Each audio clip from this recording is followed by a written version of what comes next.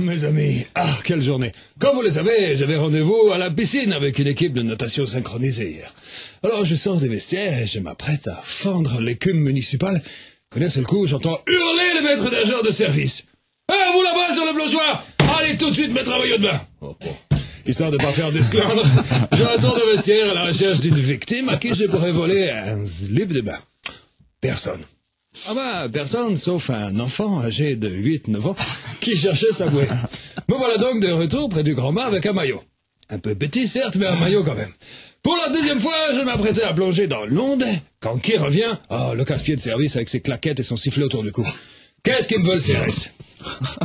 Comment ça, faut que je change de maillot, il est trop juste, celui-là? Mais vous rigolez ou quoi? C'est la dernière mode en matière de vêtements de nage. Mais non, c'est pas mes couilles qui dépassent. C'est 2 flotteurs intégrés à la tenue. Je vous avais dit, c'est ce qui se fait de mieux, mon maillot. Hein? Non, ça va pas être possible que j'enlève les flotteurs. Allez, vous soyez de là, je vais faire quelques longueurs avant que les radars synchronisés arrivent. Comme il était pas trop compréhensif, je l'ai attaché à la ligne de flottaison et hop, j'ai commencé à nager. Alors, tel un alligator sous amphétamine, je traversais le bassin à la vitesse d'un hors-bord. Je sentais bien qu'autour de moi, des yeux médusés étaient en train de suivre la coulée limpide et foudroyante à la fois de ma progression. Je savais bien que les enfants me voyant s'imaginaient avoir affaire à une espèce de Tarzan urbain, que les femmes se retenaient pour ne pas hurler comme des otaries en chaleur, et que les hommes enviaient la rigidité de mes fessiers et le fuselage de mes cuisses.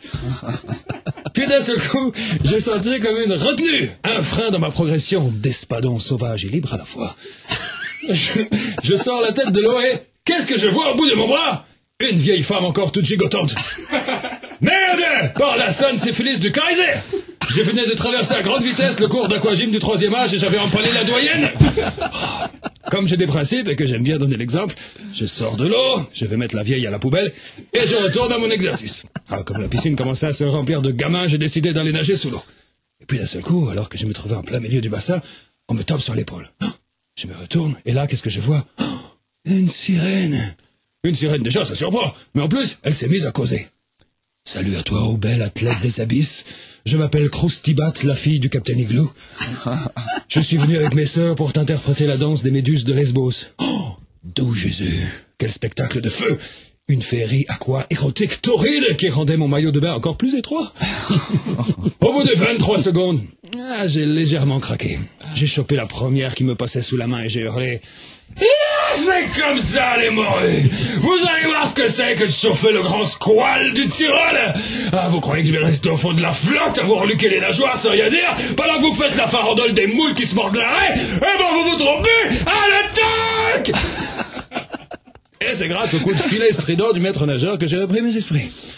Jamais il n'y avait eu de sirène. C'était juste les filles de la natation synchronisée qui étaient rentrées dans l'eau sans que je m'en aperçoive. Je ne me souvenais plus que passé 55 minutes en apnée, je commençais à avoir des hallucinations. Bon, je vous laisse, faut que je vous laisse. Au revoir.